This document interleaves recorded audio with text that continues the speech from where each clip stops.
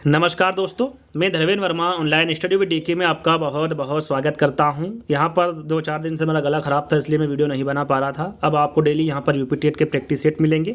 23 जनवरी तक आपको जितने भी इंपॉर्टेंट वीडियो से जितने भी इंपॉर्टेंट प्रश्न हैं सभी दिए जाएंगे, तो आप हमारे चैनल पर बने रहिएगा। आज यहाँ पर आपको पर्यावरण अध्ययन के 30 प्रश्न मिलेंगे, वो भी व्याख्या सहित। जिन प्रश्नों को समझाने लायक होगा उनको समझाया भी जाएगा, तो अच्छे से ध्यान से सुनिएगा। हर एक प्रश्न को आपको व्याख्या सहित बताया जाएगा। तो 30 प्रश्न मिलेंगे आपको। यहाँ पर अंत में जरूर बताना है, प्रैक्टिस सेट के रूप में 30 प्रश्न दिए जाएंगे, तो अंत में जरूर बताना है कि 30 प्रश्न आपको कैसे लगे और इन 30 प्रश्नों में आपको कितने नंबर आए। सबसे पहले आपको क्या करना है, वीडियो को लाइक करना है, शेयर करना है और चैनल को फटाफट सब्सक्राइब कर लेना है। तो शुरुआत करते हैं। आज का पहला प्रश्न है आपका, केंद्रीय सूचना आयोग का जो मुख्यालय है ये कहाँ पर स्थित है? कोलकाता में है, नई दिल्ली में है, गुरुग्राम में है या फिर मुंबई में है? केंद्रीय सूचना आयोग का मुख्यालय के बारे में पूछा गया है, ये कहाँ पर स्थित है? तो याद रखिएगा ये नई दिल्ली में स्थित है। कहाँ पर है? नई दिल्ली में।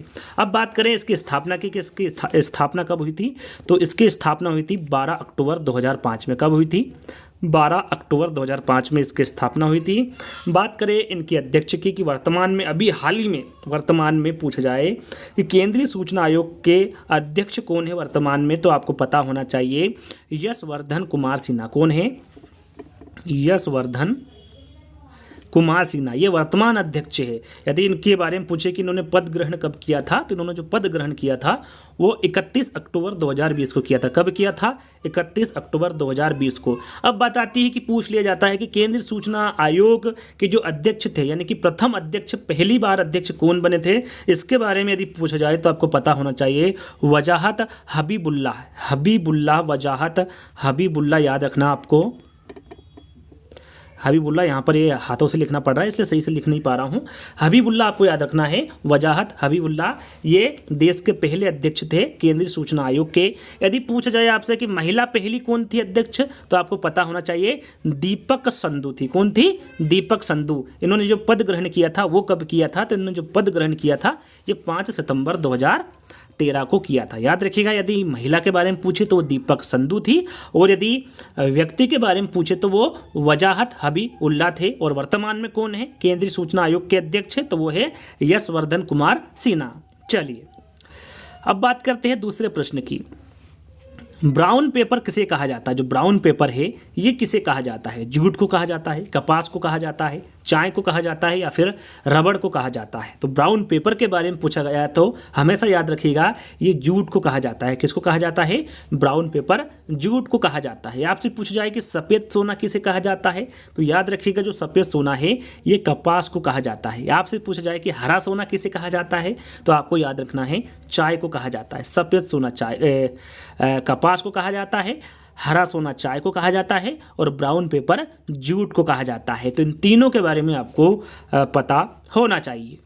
चलिए हम यहाँ पर यूपी टेट उत्तर प्रदेश में जो शिक्षक पात्रता परीक्षा होती है उसकी बात कर रहे हैं। तो उत्तर प्रदेश से जाहिर सी बात है प्रश्न पूछे जाएंगे, तो उन्हीं से संबंधित यहाँ पर आपको प्रश्न मिलेंगे। जैसे कि मेले से संबंधित प्रश्न पूछा जाता है। उत्तर प्रदेश में सबसे अधिक मेले का जो आयोजन है वो किस स्थान पर किया जाता है? यहाँ पर आगे हम आपको ये भी बताएंगे कि उत्तर प्रदेश में सबसे ज़्यादा जो मेला है वो कौन सा होता है, उससे कम कौन सा होता है ना, सारी डिटेल आपको 1 बाय 1 करके देंगे। यहाँ पर पूछा गया है कि उत्तर प्रदेश में सबसे अधिक मेले का जो आयोजन है वो किस स्थान पर किया जाता है? मथुरा में किया जाता है, अयोध्या में किया जाता है, सहारनपुर में किया जाता है या फिर आगरा में किया जाता है? जहां पर सबसे अधिक मेले की बात आए आपका राइट आंसर क्या होगा? मथुरा में। याद रखिएगा इंपोर्टेंट है, उत्तर प्रदेश में सबसे अधिक मेले का जो आयोजन किया जाता है वो मथुरा में किया जाता है। कहां पर? मथुरा में। कितने यदि पूछा जाए, यदि आपसे मेले के बारे में पूछा जाए तो वो भी आप याद कर लीजिएगा कितने मेले लगते हैं यहाँ पर मथुरा में। एक साल में 86 मेले लगते हैं। कितने? 86। उसके बाद लगते हैं कानपुर में। कानपुर में कितने लगते हैं? 80 मेले लगते हैं। उसके बाद लगते हैं हमीरपुर में। हमीरपुर में कितने लगते हैं? 79 लगते हैं। उसके बाद लगते हैं झांसी में। झांसी में कितने लगते हैं? 78 लगते हैं। उसके बाद आता है आगरा। आगरा में कितने लगते हैं? 72 लगते हैं। और उसके बाद आता है फतेहपुर। फतेहपुर में कितने लगते हैं? 70 लगते हैं। वैसे इसके बारे में इतना सारा कुछ नहीं पूछा जाएगा, आपसे सिर्फ इतना पूछा जाएगा कि उत्तर प्रदेश में सबसे अधिक मेले का जो आयोजन है वो किस स्थान पर किया जाता है? तो मथुरा में किया जाता है। यदि वहाँ पर कितने मेले का आयोजन किया जाता है तो आपको 86 याद रखना है, 86 याद रखना है। चलिए चौथा प्रश्न है विश्व का पहला ओजोन परत संरक्षण के लिए सम्मेलन कहाँ हुआ था। यहाँ पर देखिए विश्व के बारे में पूछा गया है कि विश्व का पहला आयोजन परत संरक्षण के लिए सम्मेलन कहाँ हुआ था। वेनिस में हुआ था, वीना में हुआ था, दिल्ली में हुआ था या फिर टोक्यो में हुआ था। विश्व का पहला ओजोन परत संरक्षण के बारे में पूछा गया है तो आपका राइट आंसर होगा वीना। ऑस्ट्रेलिया की राजधानी वीना में विश्व का पहला ओजोन परत संरक्षण सम्मेलन हुआ था। अब बात करते हैं कि कब हुआ था। यदि पूछा जाए कि ये कब हुआ था तो याद रखिएगा ये हुआ था 1985 में। कब हुआ था? 1985 में। एक और प्रश्न पूछा जाता है अंतर्राष्ट्रीय ओजोन दिवस के बारे में कि अंतर्राष्ट्रीय ओजोन दिवस कब मनाया जाता है। तो याद रखिएगा जो अंतर्राष्ट्रीय ओजोन दिवस है यह 16 सितंबर को मनाया जाता है। कब मनाया जाता है? 16 सितंबर को मनाया जाता है अंतर्राष्ट्रीय ओजोन दिवस। चलिए, यदि आपको वीडियो पसंद आ रहा है तो आपको लाइक करना है, शेयर करना है और चैनल को सब्सक्राइब जल्दी से फटाफट कर लेना है। यहाँ पर देखिए दूध का धवल रोग किसके कारण होता है। जो दूध का धवल रोग है ये किसके कारण होता है? कैरोटीन के कारण होता है, केसिन के कारण होता है, लैक्टोज के कारण होता है या फिर लैक्टिक अम्ल के कारण होता है। तो यहाँ पर दूध का धवल रोग के बारे में पूछा गया है ये किसके कारण होता है। तो याद रखिएगा दूध में धवल का जो रोग है ये केसिन नामक प्रोटीन की उपस्थिति के कारण होता है। किसके कारण होता है? केसिन नामक प्रोटीन की उपस्थिति के कारण दूध का धवल रोग होता है। तो यहाँ पर बी वाला विकल्प आपका सही होगा। चलिए, छठा प्रश्न है सबसे बड़े बीज किसके होते हैं। जो सबसे बड़े बीज होते हैं वो किसके होते हैं? उल्फिया के होते हैं, लोडोसिया के होते हैं, ड्रोसरा के होते हैं या फिर जेट्रोफा के होते हैं। सबसे बड़े बीज के बारे में पूछा गया है किसके होते हैं। यहाँ पर 4 विकल्प दिए गए हैं। आपका राइट आंसर होगा लोडोसिया। याद रखिएगा जो सबसे बड़े बीज होते हैं वो लोडोसिया के होते हैं। साथ में आपसे पूछा जाए कि सबसे छोटा पुष्प कौन सा है तो सबसे छोटा पुष्प कौन सा होगा?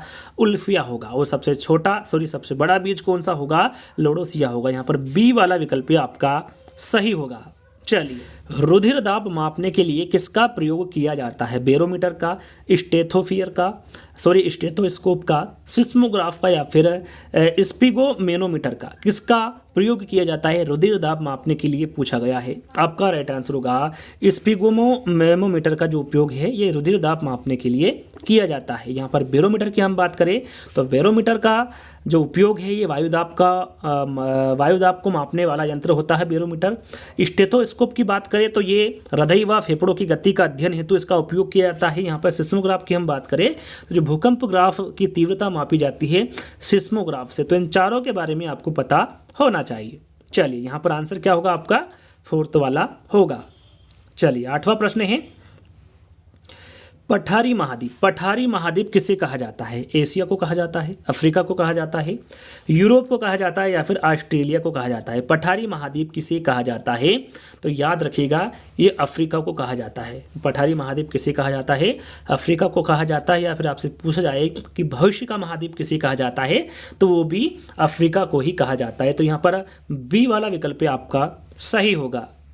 चलिए, 9वां प्रश्न है पृथ्वी की आंतरिक संरचना का रासायनिक वर्गीकरण किसने किया था? पृथ्वी की जो आंतरिक संरचना का रासायनिक वर्गीकरण है ये किसके द्वारा किया गया था पूछा गया है। स्वेस के, एमंडसन के, केपलर के या फिर रॉबर्ट पियरी के। पृथ्वी की आंतरिक संरचना का रासायनिक वर्गीकरण के बारे में पूछा गया है तो आपका राइट आंसर होगा स्वेस के। याद रखिएगा इंपोर्टेंट है, पृथ्वी की आंतरिक संरचना का जो रासायनिक वर्गीकरण किया है यह स्वेस के द्वारा किया गया है। 10वां प्रश्न और काफ़ी इंपॉर्टेंट प्रश्न है। यहाँ पर राष्ट्रीय उद्यान और अभ्यारण्य से संबंधित प्रश्न पूछे जाते हैं यूपीटीएट में। तो एक वीडियो हमने प्रॉपरली बनाई हुई है, यदि आपने नहीं देखा है तो उसको देख लीजिएगा। किस राष्ट्रीय उद्यान को पक्षियों का स्वर्ग कहा जाता है? कौन सा उद्यान है, कौन सा राष्ट्रीय उद्यान है जिसे पक्षियों का स्वर्ग कहा जाता है?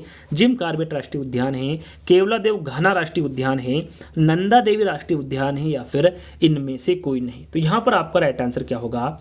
केवलादेव घाना राष्ट्रीय उद्यान। याद रखिएगा केवलादेव घाना राष्ट्रीय उद्यान कह लीजिए या फिर भरतपुर पक्षी विहार कह लीजिए। यहाँ पर पहले इसका नाम क्या था? भरतपुर पक्षी विहार था, अब इसके ऐसे केवलादेव घाना राष्ट्रीय उद्यान के नाम से जाना जाता है। और ये पक्षियों का, इस उद्यान को पक्षियों का स्वर्ग भी कहा जाता है। अब बात करते हैं कि ये कहाँ पर स्थित है। यदि पूछा जाए आपसे, सीधा सीधा पूछा जाए कि केलवदेव घाना राष्ट्रीय उद्यान कहाँ पर स्थित है, तो आपको पता होना चाहिए ये कहाँ पर स्थित है, राजस्थान में है। कहाँ पर है, ये राजस्थान में स्थित है। यहाँ पर हम बात करें जिम कॉर्बेट राष्ट्रीय उद्यान की, तो इसके बारे में कोई नहीं जानता। आपको सभी को पता होगा कि भारत का ये पहला राष्ट्रीय उद्यान है या फिर सबसे पुराना राष्ट्रीय उद्यान कौन सा है, तो जिम कॉर्बेट राष्ट्रीय उद्यान है। यदि इसकी स्थापना वर्ष की बात करें तो इसकी स्थापना जो हुई थी वो 1936 में हुई थी। कब हुई थी, 1936 में हुई थी। कहाँ पर स्थित है जिम कॉर्बेट राष्ट्रीय उद्यान, तो ये उत्तराखंड में। कहाँ पर है, उत्तराखंड में, उत्तराखंड के नैनीताल जिले में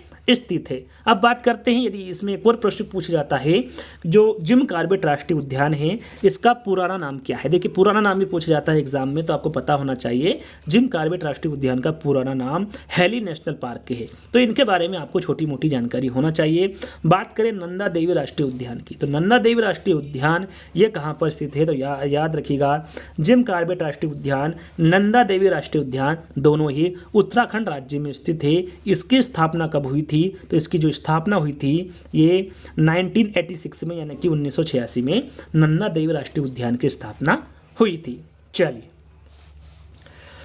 11वां प्रश्न है और काफी इंपोर्टेंट है। हिंदू मुस्लिम एकता के प्रतीक सुलहकुल उत्सव का आयोजन कहाँ किया जाता है। कहाँ पर किया जाता है, प्रयागराज में किया जाता है, अयोध्या में किया जाता है, सहारनपुर में किया जाता है या फिर आगरा में किया जाता है। काफ़ी इंपॉर्टेंट है, ध्यान दीजिएगा। हिंदू मुस्लिम एकता के प्रतीक सुलहकुल उत्सव का आयोजन कहाँ किया जाता है, आपको पता होना चाहिए। राइट आंसर आपका होगा आगरा में। हिंदू मुस्लिम एकता के प्रतीक सुलहकुल उत्सव जो है ये कहाँ पर आयोजन होता है, इसका आगरा में होता है। यहाँ पर सीधे सीधे आपसे पूछा जाएगा कि सुलहकुल उत्सव का जो आयोजन है कहाँ पर होता है, तो ये आगरा में होता है। अब बात करें कि प्रयागराज में कौन सा होता है, तो प्रयागराज यानी कि इलाहाबाद, इसका इलाहाबाद का नाम पूछा जाता है एग्जाम में कि इलाहाबाद का जो नया नाम है वो क्या है, तो आपको पता होना चाहिए प्रयागराज है। और यहाँ पर प्रयागराज में कौन सा मेला लगता है या फिर उत्सव होता है उसके बारे में आपको पता होना चाहिए। तो यहाँ पर प्रयागराज की बात हो रही है, तो यहाँ पर कुंभ का जो मेला है, जो सबसे बड़ा मेला है वो प्रयागराज में लगता है। अयोध्या में रामनवमी मेला लगता है। सहारनपुर की बात करें, सहारनपुर की हम बात करें तो यहाँ पर साक भरी देवी का मेला लगता है, और उसके बारे में पहले भी एग्जाम में पूछा गया है कि साक भरी देवी का मेला कहाँ पर लगता है, कहाँ पर आयोजित होता है, तो ये सहारनपुर में होता है। तो इनके बारे में आपको पता होना चाहिए। और भी मेले लगते हैं यहाँ पर इन जगहों पर, लेकिन जो इम्पोर्टेंट हैं उन्हीं के बारे में मैंने आपको बताया है। नौचंदी मेला उत्तर प्रदेश में कहाँ पर लगता है। जो नौचंदी मेला है ये उत्तर प्रदेश में कहाँ पर लगता है, ये पूछा गया है। वाराणसी में लगता है, गोरखपुर में लगता है, मेरठ में लगता है या फिर आगरा में लगता है। यहाँ पर नौचंदी मेला के बारे में पूछा गया है, तो याद रखिएगा ये मेरठ में लगता है। कहाँ पर लगता है, मेरठ में। नौचंदी मेला उत्तर प्रदेश के मेरठ में लगता है। चलिए राष्ट्रीय जैव विविधता प्राधिकरण कहाँ है। यहाँ पर राष्ट्रीय जैव विविधता प्राधिकरण के बारे में पूछा गया है। ये कहाँ पर है, हैदराबाद में है, चेन्नई में है, मुंबई में है या फिर कोलकाता में है। आपका राइट आंसर यहाँ पर 13 का क्या होगा, राष्ट्रीय जैव विविधता प्राधिकरण के बारे में पूछा गया है। आपका राइट आंसर होगा चेन्नई। याद रखिएगा जो राष्ट्रीय जैव विविधता प्राधिकरण है ये चेन्नई में स्थित है। इसकी स्थापना के बारे में पूछे तो जो इसकी स्थापना हुई थी वो 1 अक्टूबर 2003 में हुई थी। कब हुई थी, 1 अक्टूबर 2003 में राष्ट्रीय जैव विविधता प्राधिकरण की स्थापना हुई थी। और ये कहाँ पर स्थित है, तो चेन्नई में स्थित है।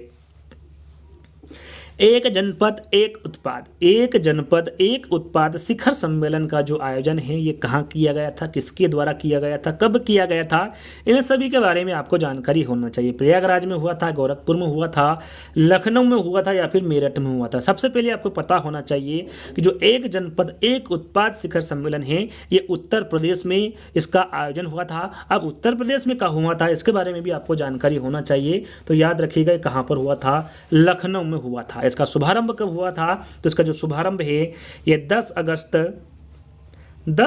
2018 को हुआ था। कब हुआ था, 10 अगस्त 2018 को एक जनपद एक उत्पाद शिखर सम्मेलन का जो शुभारंभ हुआ था वो हुआ था। किसके द्वारा किया गया था, तो याद रखिएगा हमारे देश के राष्ट्रपति रामनाथ कोविंद जी द्वारा इसका शुभारंभ किया गया था। कब किया गया था, 10 अगस्त 2018 को किया गया था। कहाँ पर किया गया था, लखनऊ में किया गया था, उत्तर प्रदेश में किया गया था। ओणम किस राज्य का प्रमुख त्यौहार है। यहाँ पर देखिए त्योहारों से संबंधित भी प्रश्न पूछा जाता है यूपी टेट एग्जाम में। ओणम के बारे में यहाँ पर आपको बताना है, ये किस राज्य का प्रमुख त्यौहार है, पश्चिम बंगाल का है, केरल का है, कर्नाटक का है या फिर तमिलनाडु का है। इन चारों के बारे में बताऊंगा कि कौन कौन से त्यौहार कहाँ पर है, किसके प्रमुख त्यौहार है। सबसे पहले जान लेते हैं इसका आंसर क्या होगा। इसका आंसर होगा केरल। याद रखिएगा जो ओणम है ये केरल राज्य का प्रमुख त्योहार है या फिर उत्सव है। ये राजा महाबली के स्वागत में प्रतिवर्ष आयोजित इसको किया जाता है ओणम त्योहार को, और ये लगभग 10 दिन के लिए चलता है। बात करें केरल में और कौन से त्यौहार है प्रमुख, तो वो है हमारा त्रिशूल और पूरम। त्रिशूल और पूरम ये भी केरल के ही प्रमुख त्यौहार है। अब हम यहाँ पर कर्नाटक की बात करें तो कर्नाटक में जो प्रमुख त्योहार होते हैं वो होते हैं मकर संक्रांति। याद रखिएगा मकर संक्रांति कहाँ का प्रमुख त्यौहार है, तो कर्नाटक का है। हम्पी त्यौहार है, होयसला महोत्सव है और करगा है, ये सभी कर्नाटक के प्रमुख त्यौहार है। तमिलनाडु की हम बात करें तो तमिलनाडु में महामहम है, थाईपुषम है, कार्तिकम दीमम है, ये सभी कहाँ के त्यौहार है, तमिलनाडु के हैं। पश्चिम बंगाल की हम बात करें तो दुर्गा पूजा यहाँ पर जो मुख्य प्रमुख त्यौहार होता है पश्चिम बंगाल का वो दुर्गा पूजा होता है। बाद में काली पूजा, बसंत पंचमी, दशहरा, दीपावली, ये सभी जो त्यौहार है पश्चिम बंगाल के प्रमुख त्यौहार है। तो इनके बारे में भी आपको जानकारी होना चाहिए। चलिए, बालों में कौन सा प्रोटीन पाया जाता है। देखिए बालों में कौन सा प्रोटीन पाया जाता है, मायोसिन, ओसिन, कीरेटिन या फिर केरोटिन। बालों में कौन सा प्रोटीन पाया जाता है, तो आपको यहाँ पर देखिए कीरेटिन और केरोटिन में यहाँ पर आपको समझना है। बालों में पूछा जाए तो आपका राइट आंसर क्या होगा, कीरेटिन होगा। बालों में कौन सा प्रोटीन पाया जाता है, कीरेटिन प्रोटीन पाया जाता है। अगला प्रश्न, उत्तर प्रदेश में तेल शोधक कारखाना किस स्थान पर है। उत्तर प्रदेश में तेल शोधक कारखाने के बारे में पूछा गया है, ये किस स्थान पर है, मथुरा, कानपुर, गाजियाबाद या फिर आगरा। उत्तर प्रदेश में तेल शोधक कारखाने के बारे में पूछा गया है, आपका राइट आंसर क्या होगा, मथुरा। मथुरा यहाँ पर आपका राइट आंसर होगा। विश्व कपास दिवस, देखिए यहाँ पर दिवस के बारे में 1 से 2 प्रश्न यूपी टेट एग्जाम में पूछे जाते हैं। मैं यहाँ पर नहीं कहूँगा कि विश्व कपास दिवस के बारे में ही पूछा जाएगा, कोई सी भी दिवस के बारे में पूछा जा सकता है। तो जहाँ पर जैसे जैसे प्रैक्टिस सेट आते जाएंगे उसमें सारे दिवस आपको बता दिए जाएंगे। उस पर एक वीडियो भी हमने बनाई है प्रॉपरली, यदि उसको नहीं देखा है देख लीजिएगा। और भी एक वीडियो में आने वाले तारीख को बना दूंगा, यानी कि आने वाले समय में आपको एक वीडियो दिवस से संबंधित भी देखने को मिलेगा। विश्व कपास दिवस के बारे में पूछा गया है, कब मनाया जाता है, 1 अक्टूबर, 7 अक्टूबर, 5 अक्टूबर या फिर 24 अक्टूबर। तो विश्व कपास दिवस के बारे में पूछा गया है, आपका राइट आंसर होगा 7 अक्टूबर को। विश्व कपास दिवस 7 अक्टूबर को मनाया जाता है। आपसे पूछा जाए विश्व वृद्ध दिवस कब मनाया जाता है, तो विश्व वृद्ध दिवस 1 अक्टूबर को मनाया जाता है। आपसे पूछा जाए विश्व शिक्षक दिवस, ध्यान दीजिएगा, विश्व शिक्षक दिवस कब मनाया जाता है, तो ये 5 अक्टूबर को मनाया जाता है। और आपसे पूछा जाए कि विश्व पोलियो दिवस कब मनाया जाता है, तो जो विश्व पोलियो दिवस है ये 24 अक्टूबर को मनाया जाता है। तो इन चारों के बारे में आपको जानकारी होना चाहिए। प्रयोगशाला की खरपतवार किसे कहा जाता है, इंपोर्टेंट है, इस प्रकार के प्रश्न एग्जाम में पूछे जाते हैं। प्रयोगशाला की खरपतवार किसे कहा जाता है, दूब को, राइजोपस को, बांस को या फिर एस्परजिलस को। प्रयोगशाला की खरपतवार किसे कहा जाता है पूछा गया है, आपका राइट आंसर होगा एस्परजिलस को प्रयोगशाला की खरपतवार कहा जाता है। अगला प्रश्न, कुंभ मेले के बाद उत्तर प्रदेश का सबसे बड़ा मेला कौन सा है। यदि आपसे पूछा जाए कि उत्तर प्रदेश में सबसे बड़ा मेला कौन सा है, तो आपका राइट आंसर क्या होगा, कुंभ मेला। यदि कुंभ मेले के बाद का मेला पूछा जाए कि कुंभ मेले के बाद उत्तर प्रदेश का सबसे बड़ा मेला कौन सा होगा, नौचंदी का मेला, रामनवमी का मेला, देवी पाटन मेला या फिर सांक भरी देवी का मेला। कौन सा मेला है जो उत्तर प्रदेश का सबसे बड़ा मेला कुंभ मेले के बाद का मेला है, आपका राइट आंसर यहाँ पर होगा नौचंदी का मेला। थोड़ी देर पहले इसका बारे में मैंने बताया था, नौचंदी का मेला कहाँ पर है उत्तर प्रदेश में, तो वो कहाँ पर होगा, मेरठ में होगा। रामनवमी मेले के बारे में मैंने आपको बताया था, ये कहाँ पर है, अयोध्या में है। देवी पाटन मेला कहाँ पर आयोजित किया जाता है, तो ये बलरामपुर में किया जाता है। सांक भरी देवी के मेले के बारे में आपको बता चुका हूँ, ये सहारनपुर में इसका आयोजन किया जाता है, सांक भरी देवी मेले का। तो यहाँ पर इन चारों के बारे में भी आपको जानकारी होना चाहिए। चलिए, जीरो घाटी कहाँ स्थित है, जीरो घाटी के बारे में पूछा गया है, ये कहाँ पर स्थित है, केरल में है, हिमाचल प्रदेश में है, उत्तराखंड में है या फिर अरुणाचल प्रदेश में है। जीरो घाटी के बारे में पूछा गया है, आपका राइट आंसर होगा अरुणाचल प्रदेश में। जीरो घाटी है कहाँ पर स्थित है, अरुणाचल प्रदेश में स्थित है। इनमें से कौन सी संधि या प्रोटोकॉल अंटार्कटिका में खनन पर रोक लगाता है। यहाँ पर देखिए पूछा गया है डायरेक्टली आपसे कि वो कौन सी संधि है या फिर प्रोटोकॉल है जो अंटार्कटिका में खनन पर रोक लगाता है। अंटार्कटिका एनवायरमेंटल प्रोटोकॉल है, जेनेवा प्रोटोकॉल है, टोक्यो प्रोटोकॉल है या फिर इनमें से कोई नहीं। तो यहाँ पर देखिए प्रश्न में ही इसका आंसर छुपा हुआ है। अंटार्कटिका में खनन पर रोक लगाता है उस प्रोटोकॉल या फिर उस संधि के बारे में बताना है तो वहाँ संधि कौन सी होगी, अंटार्कटिका एनवायरमेंट प्रोटोकॉल वहाँ संधि होगी। यहाँ पर पहला वाला ही विकल्प आपका सही होगा। और इस संधि को मैड्रिड प्रोटोकॉल भी कहा जाता है। याद रखिएगा यदि मैड्रिड प्रोटोकॉल यहाँ पर आपको विकल्प में दे दे तो वो भी आपका सही होगा, क्योंकि अंटार्कटिका एनवायरनमेंट प्रोटोकॉल को ही मैड्रिड प्रोटोकॉल कहा जाता है। और इसको लागू कब किया गया था, तो इसको लागू 14 जनवरी 1998 को किया गया था। 1998 को इसे लागू किया गया था, याद रखिएगा।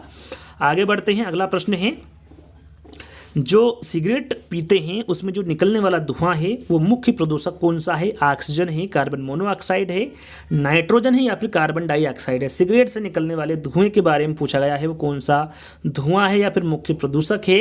तो आपको पता होना चाहिए वो कार्बन मोनोऑक्साइड है। आपको पता होना चाहिए सिगरेट पीने से कितने उसका दुष्परिणाम है। यदि आप पीते हैं तो अभी उसको छोड़ दीजिएगा। सिगरेट से निकलने वाले धुएं में मुख्य प्रदूषक कौन सा होता है, कार्बन मोनोऑक्साइड होता है। जैव विविधता का अंतर्राष्ट्रीय कार्यालय कहाँ पर है। यहाँ पर देखिए जैव विविधता का अंतर्राष्ट्रीय कार्यालय के बारे में पूछा गया है। ये कहाँ पर है, वेनिस में है, रोम में है, जेनेवा में है या फिर पेरिस में है। आपको पता होना चाहिए कि जैव विविधता का अंतर्राष्ट्रीय कार्यालय कहाँ पर है। आपका राइट आंसर यहाँ पर होगा रोम में। जैव विविधता का अंतर्राष्ट्रीय कार्यालय कहाँ पर होगा, रोम में होगा। इससे संबंधित एक और प्रश्न पूछा जाता है कि अंतर्राष्ट्रीय जैव विविधता दिवस कब मनाया जाता है। तो ये कब मनाया जाता है, 22 मई को मनाया जाता है। जैव विविधता अंतर्राष्ट्रीय जैव विविधता दिवस कब मनाया जाता है, 22 मई को मनाया जाता है।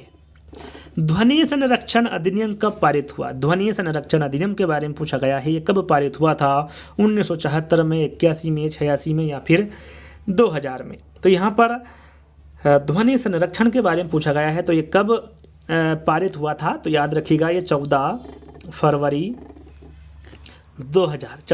2000 को ध्वनि संरक्षण अधिनियम पारित हुआ था। तो यहाँ पर डी वाला विकल्प आपका सही हुआ। तारीख पूछे तो 14 फरवरी आपको याद रखना है। चलिए अगला प्रश्न है, किस शहर को टाइगर गेटवे ऑफ इंडिया कहा जाता है। वो कौन सा शहर है, भोपाल है, नागपुर है, मैसूर है या फिर लखनऊ है। यहाँ पर आपको बताना है वो कौन सा शहर है जैसे टाइगर गेटवे ऑफ इंडिया कहा जाता है। तो याद रखिएगा वो है नागपुर। कौन सा शहर है, वो नागपुर है, जिसे टाइगर गेटवे ऑफ इंडिया के नाम से भी जाना जाता है। अगला प्रश्न है, नागोया प्रोटोकॉल किससे संबंधित है। जो नागोया प्रोटोकॉल है यह किससे संबंधित है पूछा गया है। आपको पता होना चाहिए अंतर्राष्ट्रीय वित्त है, जैव विविधता है, ओजोन संरक्षण है या फिर पर्यावरण प्रदूषण है। नागोया प्रोटोकॉल के बारे में पूछा गया है, तो ये जो है ये जैव विविधता से संबंधित किससे हैं, जैव विविधता से संबंधित है। यदि पूछा जाए आपसे कि इसको साइन कब किया गया था, तो याद रखिएगा इसे 29 अक्टूबर 2010 को 29 अक्टूबर 2010 को इसको साइन किया था। और ये प्रभावी कब हुआ था, तो याद रखिएगा ये 12 अक्टूबर 2014 को 12 अक्टूबर 2014 को ये प्रभावी हुआ था नागोया प्रोटोकॉल, जो कि जैव विविधता से संबंधित है। अगला प्रश्न और काफ़ी इंपॉर्टेंट प्रश्न है, मोतियों की माँ किसे कहा जाता है। मोतियों की माँ किसे कहा जाता है, सीप को कहा जाता है, हाथीदांत को कहा जाता है, सागर की कौड़ी को कहा जाता है या फिर इनमें से कोई नहीं। आपका राइट आंसर होगा सीप को। याद रखिएगा मोतियों की माँ किसे कहा जाता है, तो ये सीप को कहा जाता है। अगला प्रश्न, पृथ्वी सम्मेलन का दूसरा नाम क्या है। यहाँ पर देखिए पृथ्वी सम्मेलन का दूसरा नाम पूछा गया है, क्या है। जेनेवा सम्मेलन है, ब्राजीलियो सम्मेलन है, रियो सम्मेलन है या फिर विश्व सम्मेलन है। पृथ्वी सम्मेलन का दूसरा नाम पूछा है। यदि आपको पता होगा कि कब और कहाँ पर हुआ था पृथ्वी सम्मेलन, तो आप इसका आंसर डायरेक्ट लगा सकते हैं। जो पृथ्वी सम्मेलन है ये कब हुआ था, तो ये 1992 में हुआ था। कहाँ पर हुआ था, तो ये हुआ था रियो डी जेनेरियो। कहाँ पर हुआ था, रियो डी जेनेरियो। तो यहाँ पर जो जेनेरियो का पीछे के जो शब्द हैं रियो, ये इसका दूसरा नाम यानी कि रियो सम्मेलन इसका दूसरा नाम होगा। इस नाम से ही यानी कि जहाँ पर हुआ था उस नाम से ही इस सम्मेलन को जाना जाता है। पृथ्वी सम्मेलन का जो दूसरा नाम होगा ये रियो सम्मेलन है। कब हुआ था? 1992 में हुआ था। कहाँ पर हुआ था? तो ये रियो डी जेनेरियो में हुआ था। और रियो यहाँ पर आप समझ जाएंगे कि रियो सम्मेलन ही इसका दूसरा नाम है। अगला प्रश्न ये है और अंतिम प्रश्न है, कौन सा मिलान सही नहीं है? यहाँ पर देखिए कौन सा मिलान सही नहीं है, कौन सा अभ्यारण्य, कौन सा उद्यान कहाँ पर है और कहाँ पर नहीं है, इसके बारे में बताना है। तो यहाँ पर नेगेटिव प्रश्न पूछा गया है दंपा अभ्यारण्य। तो याद रखिएगा जो दंपा अभ्यारण्य है वो मिजोरम में है, बिल्कुल सही है। वाल्मीकि रिजर्व ये बिहार में है, ये भी बिल्कुल सही है। रोहाला राष्ट्रीय उद्यान ये हिमाचल प्रदेश में है, बिल्कुल सही है। गांधी सागर अभ्यारण्य राजस्थान, तो याद रखिएगा जो गांधी सागर अभ्यारण्य है ये राजस्थान में स्थित नहीं है, ये कहाँ पर है? मध्य प्रदेश में। कहाँ पर है? मध्य प्रदेश के मंदसौर जिले में स्थित है गांधी सागर अभ्यारण्य।